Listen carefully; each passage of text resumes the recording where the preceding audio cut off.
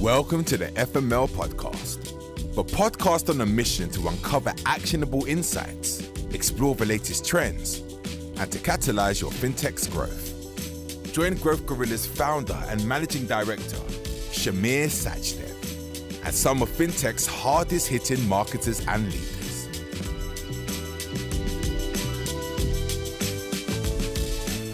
Welcome everyone. In this episode of the FML Podcast, we are joined by Jasper Martens, Chief Marketing Officer at PensionBee. Just in our sort of pre-chat, I refer to him as Fintech famous. But for those of you who don't know him, I'll allow Jasper to introduce himself. Gosh, I hope that I'm not that famous. Hello everybody. I'm Jasper Martens. I am the CMO of PensionBee. I joined PensionBee in 2015 as their second employee. And PensionBee is an online pension provider. And with PensionBee, you can combine your pensions from your previous jobs in a new online plan you can manage from any device, anytime, anywhere. And now we're a company that manages over £2.5 billion of pension money on behalf of over 100,000 paying customers. So yeah, it's been quite a journey. And before this, I was head of marketing at insurance provider Simply Business. So I've been around for a bit and lots of years actually been working in financial services marketing, a financial marketeer, trying to make a boring product actually quite exciting, which is a challenge, but hey, that's what I'm doing. Good stuff. Let's talk a little about Simply Business. Obviously, you started there as community manager, worked your way up to head of marketing communications there. Do you tell us about your sort of journey and experience there and sort of growing that brand? I guess it really sounds like, he must have been working really hard and made his way up the top. Well, I kind of did, of course, otherwise it would be a bit weird. But there was a personal story behind it. I moved from Amsterdam to London, not to make a career in London and be super keen to make a career. Actually, my partner is British, and that's why I moved to London. That was love brought me to London initially. And I started at Simply Business at a time where it was a relatively small company, relatively small marketing team, but there was clearly a need of solving a bigger problem, which is how do small business owners get the right insurance? And business insurance is not a sexy product, it's not a really great product, but it's something you need to have in place to run your business successfully. So how do you engage with small business owners to make sure that they got the right insurance? That's what I did. And the company grew quite quick. I got into a very lucky position where if you are in a company that's actually growing fast, if you are able to keep up, then you can actually grow fast as well and you can mature in your career. Some people at Simply Business there, from my old CMO there and the old CEO, with a massive trust in me. And I'm always grateful for them. I was able to do things relatively quickly. So for example, a TV campaign or a billboard campaign. And that was the first time I did that. So I went from a community manager, SEO, social media, digital marketing, and I actually discovered more brand-related channels and activities above the line advertising. That's why I did Simply Business. And then I left them in 2015 for a lady that had a really great idea to sort out some of the big pension mess of lots of people in this country. And I thought that was the right moment to join her. Did you feel that you sort of outgrew your role at Simply Business, or was it just that you fancied a new challenge, or because it's quite a compelling offer to go from obviously a growing brand into a fledgling business, really? There were a couple of reasons to it. So first of all, Simply Business was still growing rapidly, and I could have easily stayed there for a bit longer. But as marketeers, I think we've got a sell-by date. When you work internally for a company and when you've worked for a particular moment in time for a company. So there's two things. First of all, generally, do you want to market that particular product or service for years to come? And I think there's a moment in time as a marketer, it's very good to think about, this was business insurance. Do I want to go into another market or want to work for another product? So I think that's always good to keep that in mind. The other reason is if you've got growth opportunities within a company, yes or no. And I always wanted to build a brand from scratch and see it through to when it becomes a household brand. And at Simply Business, I wasn't simply able to do that. I was part of a great journey, and I've done some great stuff at Simply Biz. And again, I'm always grateful for the opportunity I've had there. But it was already an established brand. They were thinking about opening an office in America, which they've done, by the way. And I just felt like I can stay here, but that dream of building something from scratch and see it out through the end, couldn't do it there. And then you need to look outside, and then this came along. And that's why I did. Cool. So you joined as a second employee. Yeah. And for those of you listening that don't know, PensionBee is obviously, I think 10 months ago listed on the London Stock Exchange. So you kind of take it from, being employee number 2 all the way to IPO. Yes.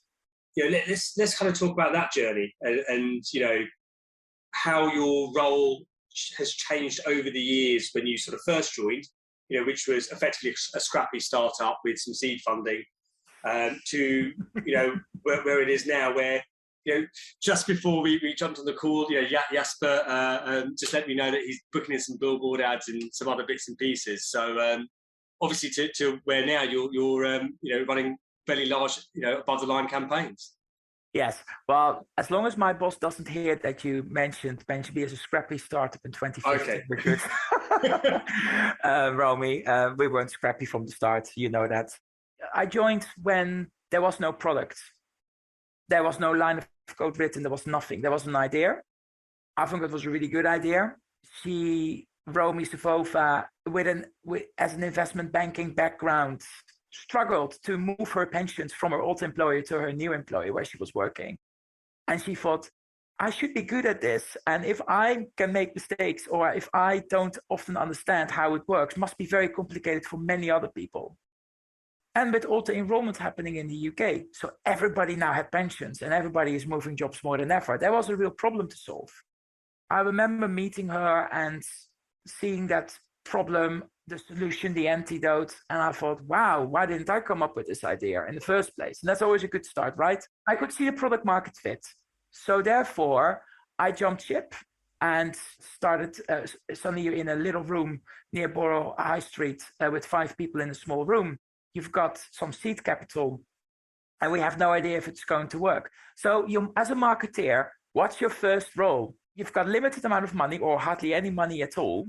And you want to test as many marketing channels if you possibly can for as little as much possible. So you run a very inexpensive Facebook campaign or an Instagram campaign or etc. And to be honest, I didn't run PPC campaigns anymore at Simply Business. I didn't run Facebook campaigns at Simply Business. I had a team doing so. Suddenly you have to do that yourself, which is nerve-wracking, and you feel very exposed, very vulnerable as a marketeer. But I always say to marketeers, be a sponge, soak it all up. Like, marketing is evolving all the time. It's just, can you adapt and can you kind of like learn and start using the tools? That makes you a good marketeer because the fundamentals remain the same. If you've got the right proposition, is that product market fit? If you've got the right messaging, and you start testing. So that's what you do in early starts.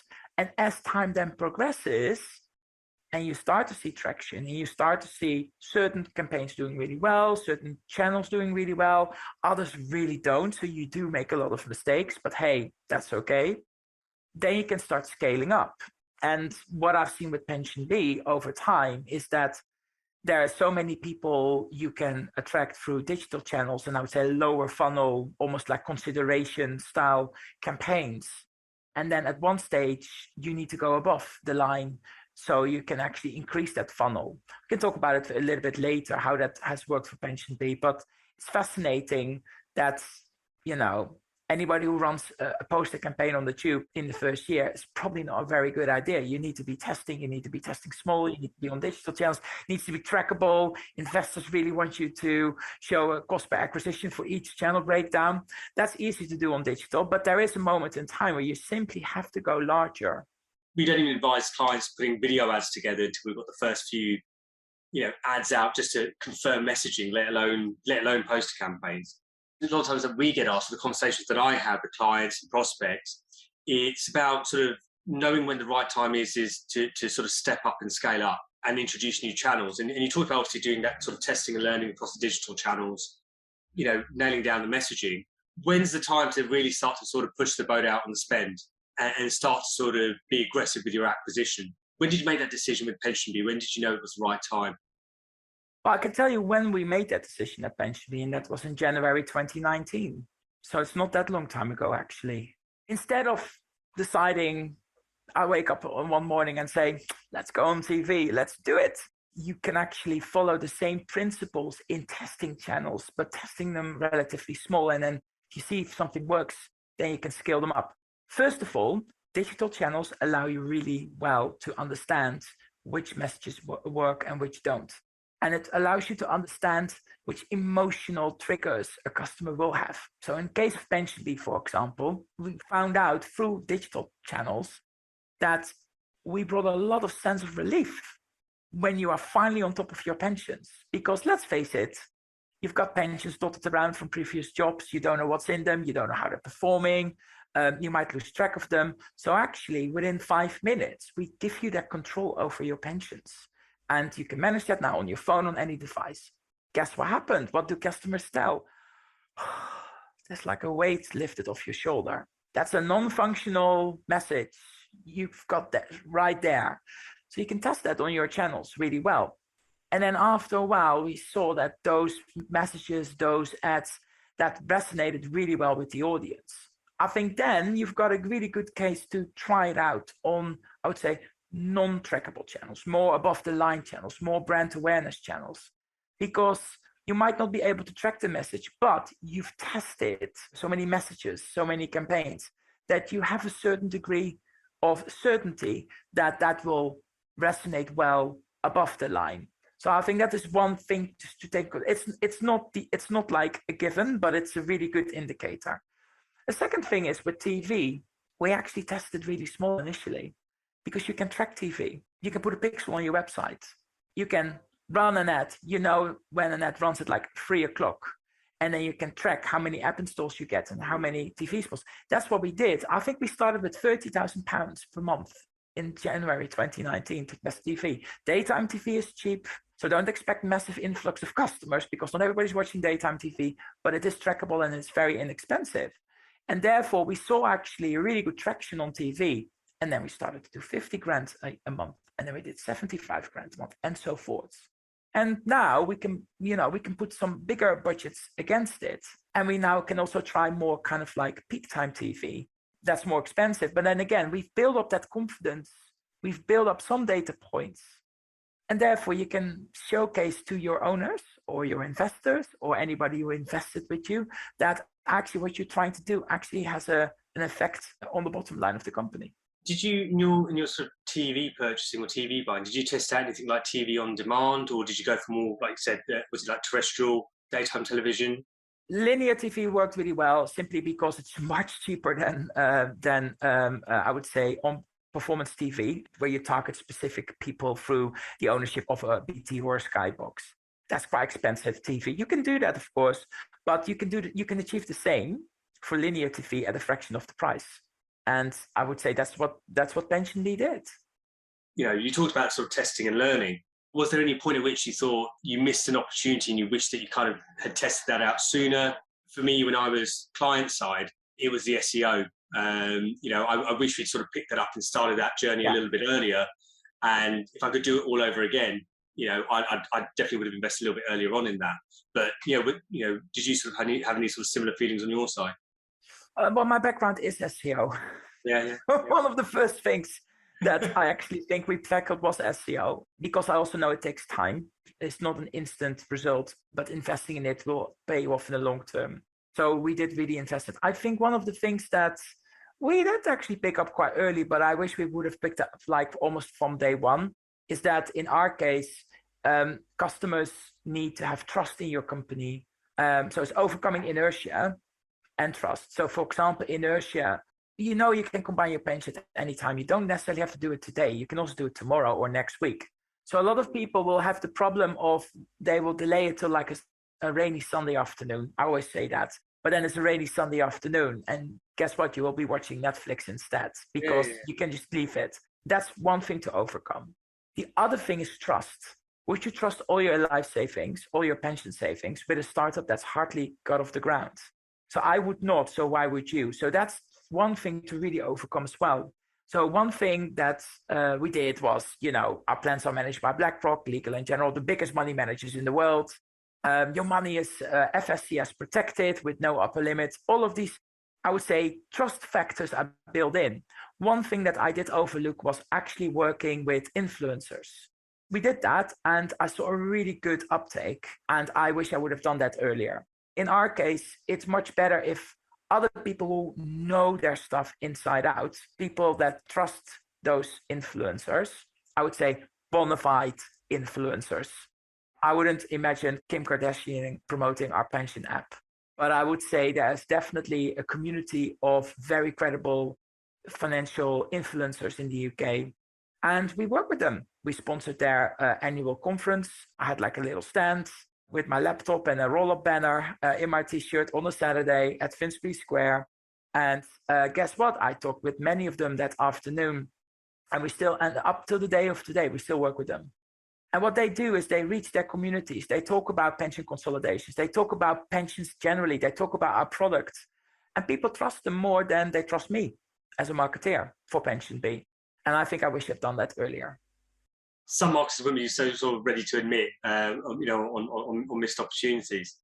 With that in mind about the influencers, how do you think the landscape has changed for fintechs today? Let's say make it a bit more specific for B2C fintechs today versus say 4 or 5 or 6 years, well, 5-6 years ago, when you were just starting the PensionBee journey. How do you think you would approach it if the timelines were moved? So from a marketing perspective, a couple of years ago, there was a huge opportunity to advertise through certain channels such as Facebook and Instagram. And at one point, Instagram was our biggest acquisition channel. People were commuting on the train every day. And our biggest sign-up times were morning commute and evening commute. They were scrolling on their phones. They saw our ads and they think, oh, didn't know you could actually do this consolidating thing. Wow, click. But that was a very interesting way to acquire customers. What has changed is that people don't commute anymore in the way that we did before COVID. So those peaks in the morning and evenings are gone. So that's the difference, different consumer behavior. People trust social media less and less for financial purchases, I think. And there's certain social media platforms that have gone out of fashion, for sure. So it's how do you as a marketer can adapt by constantly testing new channels and new opportunities. So there's definitely channels that have gone away. Generally, the fintech sector, I believe, is maturing. So back in the day when we were setting up PensionBee, you could easily run an ad on Facebook and then you had a Monzo ad and a Revolut ad or whatever. You had like lots of products around. These days, I think you will see less of them, but the ones you see are big. So they're on TV, they're much more out there. So they've matured. So I guess as a newer brand trying to get into the action maybe might be slightly different from what it was a couple of years ago. And I think there are better tools available these days to get better insight in terms of how customers are behaving. So we are able to see which channels they're using, if they're using the app, if they're using our web app, etc. So as a marketer, we've got much better insights in terms of how our customers behave before they sign up and after they sign up, and then also how to nurture them properly. The usage of apps generally for financial services massively changed from an app being a byproduct. And now for many, the Revoluts, the Monzos, the PensionBees, frankly, the mobile app is the main vehicle. And consumers trust their mobile phones with their apps to run their finances. Like people not going into branches, people are banking on their mobile phones. They are transferring pensions on their mobile phones. They are contributing into their pension on their mobile phones. A couple of years ago, we didn't have an app. We just had a website. When we launched our app, it was such a big deal at the time that it was, we were one of like 3 brokers that actually had an app out in the marketplace. The buying or the usage behavior was really interesting because people weren't actually using the app to trade. They didn't trust the app to trade. They were using their desktop, but then they were using their app to monitor their positions. And eventually they got used to closing positions. And then eventually they started opening. And it's now, free trade, Robinhood, they're, web apps even, completely unheard of, right? When we launched our app, you could actually only view your balance and you can see what's going on. You couldn't actually sign up through the app. You couldn't make a contribution through the app. You could just see your balance. That was the kind of we call it the minimum lovable product for app. And there was still the question of like, are people just going to use products and services through their mobile browser? And therefore you just need an optimized website, which we had, by the way. And then we launched the app. And then suddenly customers were kind of like, why can't I contribute itself? And people are getting used to using that kind of technology to run their finances, and frankly, quite some serious finances. And now we've got a lot of customers to a phase that they will never actually have visited our website. They will just have downloaded the app, might have a pension of even £250,000, and will never, ever have seen our website. Can you believe it? That's how people are adopting technology. And we're talking about maybe a few years from us launching our app, just a few year balance, to like a fully serviced pension provider, an app that you can do everything. You can even now withdraw money from your app when you are at the retirement age, spend your pension through your mobile phone. It's unheard of in the industry. So we've talked a lot about user acquisition, above the line, talking about Facebook, Instagram, etc. That's obviously focused on acquisition of the users, getting them into that, and then obviously signing up. What have you done to really sort of drive activation of users once they've gone through that sign-up process? First of all, your advertising needs to reflect the product. So when people think, if I sign up, I get this, then they actually need to get that, what you've promised them to get. So I think that's one of the main reasons. In our case, we want to keep pensions simple so you can look forward to happy retirement. That's our mission. And therefore, the pension you will get, our product you will get, is simple. We don't have hundreds of funds to pick from, but we do offer you some really nifty tools to help you plan for a better retirement. So it's what you advertise is what you get, I think, is of course, it's a no-brainer, but you will be surprised how often that goes wrong. So you might promise the world, but actually you don't deliver. And what happens is that customers might sign up initially, but then they just go silent, or they don't, in our case, don't transfer pensions, they don't contribute, they just go silent, or even worse, they transfer their pension to another provider. The other thing is in terms of making sure that they are activated and they're becoming active customers, is making sure that they trust you. And in finance, your financial services, trust is really important. Now, when you are young and you're a startup, you can't always force that trust onto your, like those trust elements onto your brand. So use other brands you work with as trust factors. So examples, the money is managed by BlackRock, State Street Global Advisors, HSBC, and Legal & General. Those are brands that are one of the biggest money managers in the world, and they've been around. So your money is protected and it's managed by them. FSCS protection, something that with certain platforms is only up to £85,000. PensionBee, there's no upper limit. Bam. Building in these trust factors that you've got, you don't make them up. They are there. Use them. And that helps people to understand, okay, this might be a new company, great product, but by the way, they're backed by the largest, they're backed by, etc. The other thing that helps activation, we just briefly touched on, is making sure you can work with, for example, the right money experts that will talk about you in a positive way and utilize their quotes and their vote of confidence. So people will have to trust that PensionBee is the right company for you. But that applies for every financial brand. Yeah. It's like cheese. Cheese matures. Can you mature it quicker? And I think you need to put some extra ingredients to the table to let it mature quicker. And that's what you're doing. That's what you ought to be doing. It's got to go beyond, just the landing pages. In my view, anyway, it's got to be part of that sign-up process as well, right? Reinforcing all of these key points throughout. Yeah. That trigger email that goes out after they've signed up to again reinforce that point, and making sure that you're constantly sort of dripping in and reminding the users of each of those sorts of things. So it's your billboard or it's your ad, it is your landing page. Actually, the login page will have some trust elements. One of the things that's often overlooked and it's actually equates for, I would often easily 15-20% of signups every month, is proper nurturing through push notifications and email automation. Having the right nurturing funnels in place. Again, with a financial product like pensions, but can also be a bank, doesn't really matter, a financial product that needs a bit of thought. People might be triggered by your idea on the tube when they see your ads like, oh, I want to try this. Do they actually end up opening their pension drawer at home with all their pension paperwork and say, no, so they need to be nurtured. It's often overlooked by many marketers, especially in the early stages. It's kind of like let's just chase app installs. But actually, it's about that funnel, that drip feed of like onboarding, that information about, hey, by the way, we're here. I know you downloaded the app last week, but actually, did you know that when you choose a fossil fuel-free pension, you don't invest in this, and this, and the world extra proof point. This is what you need to be doing. And again, like we've got now over 650,000 people in that nurturing like pool. People have started to sign up, haven't really finished. It's a gold mine of opportunities that's increasingly driving our sign-up volumes. It's incredibly valuable and it's often overlooked. I always use one particular brand as a negative example. It's a trading account. I've got cash sitting on there. I haven't actioned a trade for 2-3 months and I've got a cash balance and they haven't sent me a single email. And I just think it's criminal. That's what it is. Yes. But yeah, I won't name and shame, but I might start doing that.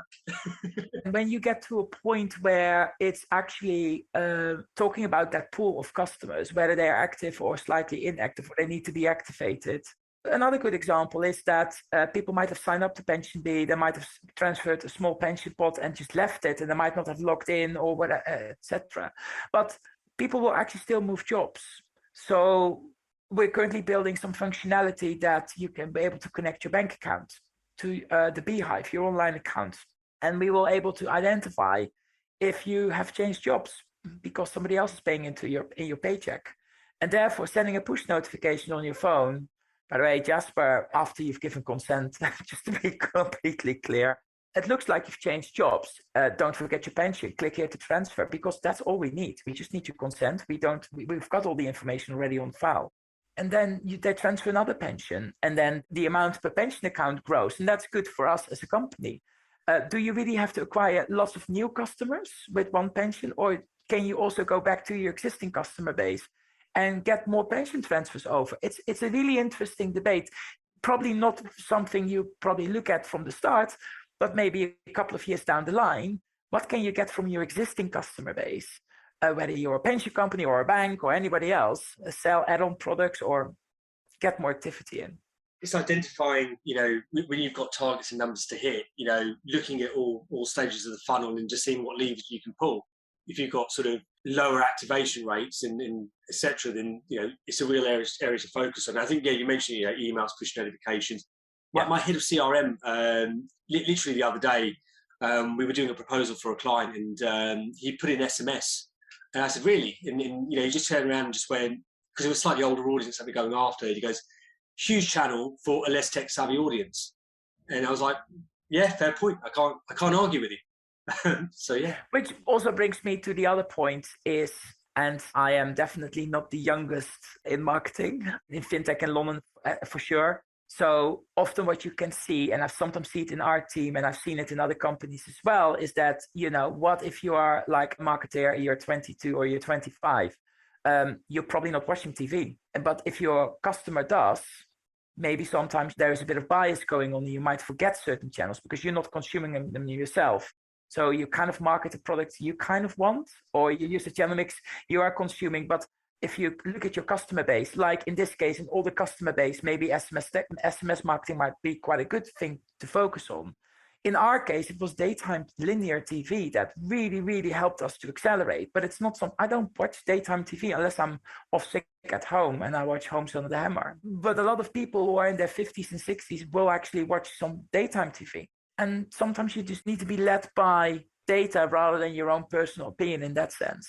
Did you conduct any market research when sort of picking out your channel mix? Yes and no. Tell me about the yes and then tell me about the no. So yes, we did do focus group studies.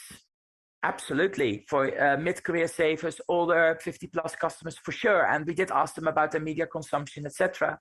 But there's a difference between what they say and what they actually do. So therefore, you need to run specific tests on certain campaigns. Like I've mentioned, like a small test on linear daytime TV was achievable within our budgets back in the day, and we saw the uptake, and therefore we were able to accelerate. It's a matter of getting that insight, but definitely try it out and test it, because behavior and saying that you're doing stuff, those are two different things, for sure. I also really like, and just so on another point, I really like unsexy channels. So everybody wants to be, let's go on TikTok and do some really cool stuff on TikTok, or let's do this and this. But actually, radio is quite unsexy. But radio is one of the cheapest way to get brand repetitions in. Like, it's not expensive. People are listening a lot of radio, even more so since the pandemic, because people are in their cars, people are working from home. There's radio on in the background. Radio's had a really good 2 years. People like that kind of like, especially when we were all sitting at home, it's quite nice to have like a familiar sound presenter, host. And radio can be really inexpensive and you can get a really high reach, but it's often overlooked because it's not being perceived as a very sexy thing because you can't really show things off, just a voice. But therefore, there are definitely a lot of these opportunities around that on first glance, you think, maybe it's not something for us. But if you look at what the potential is in terms of reach and the cost, then you might want to think twice. I'm all for that.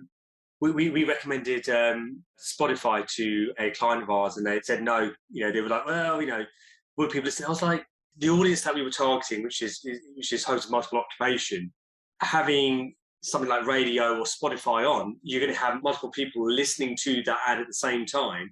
It's a bit of a no-brainer, and I think there's opportunities like that you've got to consider. I'm all for unsexy channels. I done a lot of. Most of my press and above the line that I used to do was Money Week, Investors Chronicle. A good friend of mine, Mark, would shout at me for saying this, but Bloomberg as well. But that was our bread and butter. It did the job. It got the clients in. It got us, awareness in front of the right audience. Now that you're in a publicly listed company, how do you think that will affect your decision making or approach towards marketing? Anything from messaging to choosing channels. Do you think it will impact you? Has it impacted you? It hasn't impacted us at all. The IPO is a way to accelerate growth.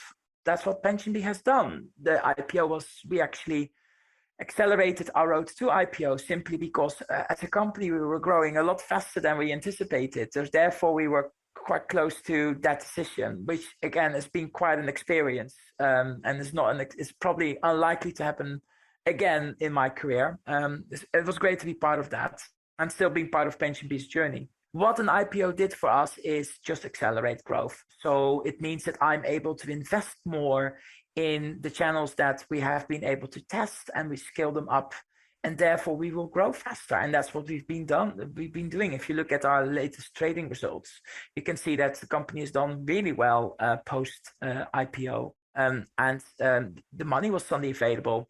I think one thing that has changed, things will be put on steroids. So your marketing investment will go on steroids. And I think a good example is the fact that we are now sponsoring a Premier League club, Brentford. The Brentford Bees, PensionBee. You got the hint? That's something that the IPO will have made possible, because suddenly we wanted this, but then the IPO will make the funding available in order to enable to do this, and therefore to accelerate growth. And that's what the Brentford partnership has done so far. We are now suddenly on Match of the Day's reviews with our LED boards. There are 18.5 million football fans in the UK tuning in on Premier League football every weekend. So being part of that has been fantastic. But that's something the IPO made possible. That sort of brings nicely into what's your ambition with PensionBee? How are you going to make that happen? It's a two-part question. Well, first of all, our mission is to make pension simple so you can look forward to a happy retirement. That's PensionBee's mission. And making pension simple, we're well on the way to do that. Are we there yet? No, of course we are not. There's so much more to do.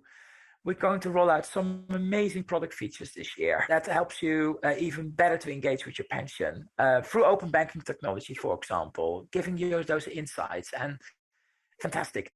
Big thing for us is that our customer base is maturing a lot. So a third of our customers now, often on a particular day signing up, are over 50, and they are looking to access their pension in an easy way. So we're maturing, but our customer base is too. And therefore, the product features we are rolling out are much more there. From a company maturing thing, I think one thing to bear in mind, and I think Fintech will have that at some point, you start very product solution led. So you've got something that's unique and it's fantastic, and you've got a product to solve it. And if I had to embody that in an ad, it would be a yellow background with an iPhone, my product on it, combine your pension online, sign up. But now you're getting to a point where, first of all, pension consolidation isn't unique to PensionBee. Other companies will offer a similar service. Of course, we're doing a better service, but it's slightly different. Distinctiveness in your advertising, that's my big thing with the team now, is how does PensionBee make you feel? And that emotion you bring to your advertising, that, you'll see that back in our advertising, but it comes with PensionBee, that lifting that weight of your shoulder, that pension confidence. And that is your next step to become a household brand, whether that's pensions or any other financial product. You might be very product-led from the start. You might be very low down the funnel through digital channels, but you will move more up the funnel, more above the line. And then putting a yellow background with a phone on TV simply won't cut it. You need to talk about other things. In our case, knowing the emotional response from your customers, that drives your advertising. So what you see today is less product, is much more customer stories, and how we help them to get them pension confident. So that is the natural, I would say, evolution a brand takes. And PensionBee is well underway on that journey. We certainly don't have any Lloyd's black horses running on the beach right now. I think we're not there yet. Yes, but I know. But when you see that, you instantly know, oh, that's Lloyd's. And it's a brand touch. We're certainly not there yet.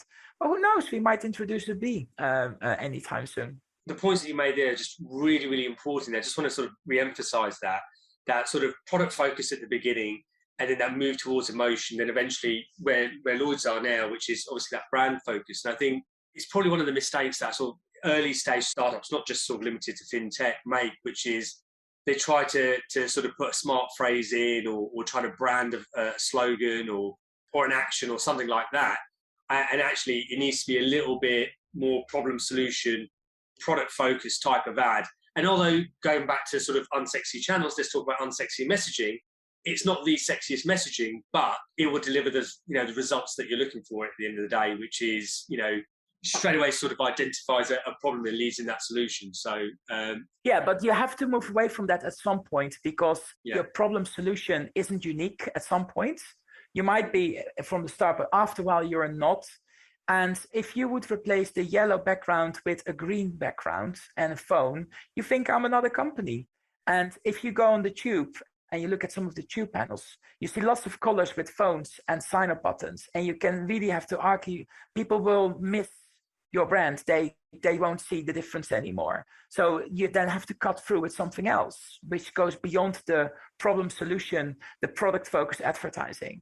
And I think a lot of companies will make the mistake by sticking to a safe kind of like problem solution thing. And then you will be overrun by a company who does really feel the emotion of the customer you're trying to target. And they will be more successful in the end. The burning question is, when is it the right time to make that switch, in your opinion? I think once you're not unique anymore. So going back to some of the neo-banks, the challenger banks, back in 2015, when they came up with their coral cards, their purple cards, and all the different color cards, there were only a handful around. And I think then you get this kind of like early adapters, new, innovative, fancy, etc. But other banks and other brands have been catching up.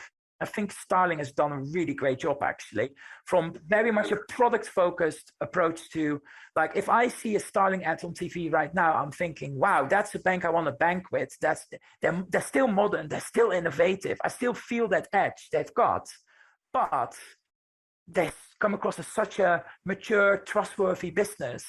They got the messaging right there, but you can see, again, there's no Lloyd's Bank running on the beach yet. They're halfway, but that's what Starling is doing. And if you look at other brands who haven't necessarily gone down that road, they're struggling. So you have to, at one stage, jump ship. But you only know that after you've listened to your customers, you've run specific campaigns, you've got traction, you've got feedback, you've got great data from certain campaigns. You know which messages work really well. You know kind of the emotions that are bubbling up from your customers using the product. You also know your target customer you want to attract. All of that information will feed into that proposition, that positioning of your brand. I would always advise a company after a while to maybe either you do it or you catch up with people who know that stuff inside out. To actually have a sit down and say, okay, so how does my brand make my customer feel? And just answer that question. And then you start to experiment with more, I would say, those messages, those emotions. And then you know what? That informs your above the line advertising. Cool. That was brilliant. Let's jump onto our quick fire round. So we'll deviate from the marketing and the fintech talk and a little bit more sort of casual stuff. What song do you have on repeat right now? I'm listening to Years and Years, their latest album, and they've got a song called Consequences. I don't know if you like. It's very new, and I saw their New Year's Eve concert, which I found was quite groundbreaking for the BBC on New Year's Eve. And I've downloaded the album, and that song has been on repeat. I don't know what it is. There's something really catchy about that song. But yeah, I love Years and Years. Cool.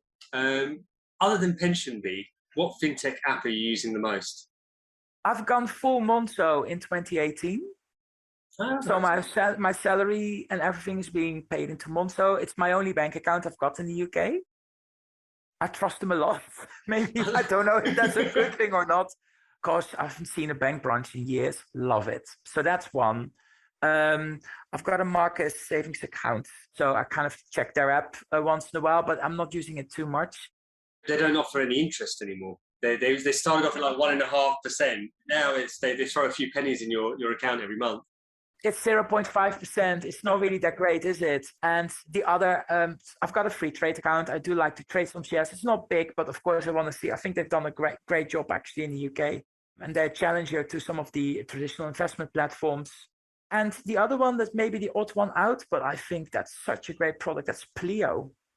I mean, we've got these Pleo cards in our company for company expenses and stuff. And it's just like, you know, we all remember the days when we had to do 1 day a week, getting all our receipts out and getting all the expenses done for purchases we've made, either in real life or online. Yeah. This is fantastic. It's fantastic. Yeah, you can even like fill out a form and staple the receipts to it, and you can generate virtual Pleo cards as well, and then hand them out to your staff if they want to do an online purchase. It's just from a security perspective, it's so much better. What TV show are you binging on right now? Oh God, do you really want to know? I'm concerned, but I've asked it, and so I think I want to hear the answer. Okay, so I think there's a lot of stuff on TV currently that I absolutely hate, and one of them is what's going on currently in Whitehall and 10 Downing Street.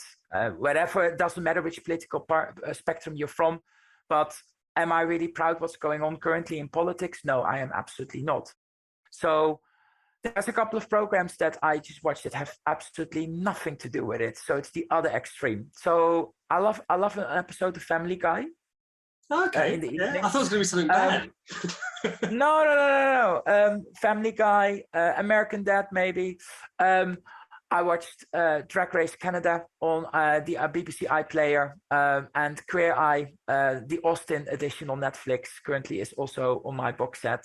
I don't only watch queer programs, by the way, but it's fun, it's upbeat, it's uplifting, and better than the 10 o'clock news at the moment. I'd agree with that. And in any way, you can't go wrong with an episode of Family Guy. No. What's the best bit of life advice you've ever received? Well, there's a Dutch saying, and if I translate it, it might be a bit weird, but in Dutch, it's the soup is never as hot when you eat it as when it was served. And what it basically means is that something that seems to be like a massive problem, by the time you actually have to deal with it, or you maybe sleep on it for a night, the day after, the problem actually is quite a problem you can tackle, you can overcome. So when I work, often things might happen. Like, you know, there can always be a burning fire somewhere, or, you know, something that needs to be addressed. And I wouldn't advise to sleep on it every single time. But sometimes you just have to realize, by the way, is this really such an awful bad thing? What's the consequences actually? You think about it. So maybe just stand back for a bit and then look at it again, usually really helps. So the soup is never as hot eaten as when it was served. I think it's a piece of life advice I always got from my parents. I like that. I think that might be the title of this episode while I'm at it. Oh, God. If you could tell your younger self one thing, what would it be? You can actually live a really nice life if you don't follow the conventional path of life. And I'm saying that because I'm gay. And when you are in your teens and you are coming out, you think, oh my God, so I won't have a wife and children and a mortgage and a nice car. And I would say the wide road of life. So I have to take a narrow street and it will be harder. And actually it isn't. So just a bit of reassurance, really, that if you just follow the decisions that feel right for you, actually you can live a really nice life. Yeah, I wish I would have known that, because then it would have made stuff a lot easier, or you would have done things a lot quicker and easier. I like that. That's cool. What's your superpower? I think I'm still funny and I have a laugh when I'm under quite a lot of stress. So work related, no matter how busy we are in the team, hopefully I'm always still the joker in the team. I think that's a superpower, because, you know, a lot of people might lose it.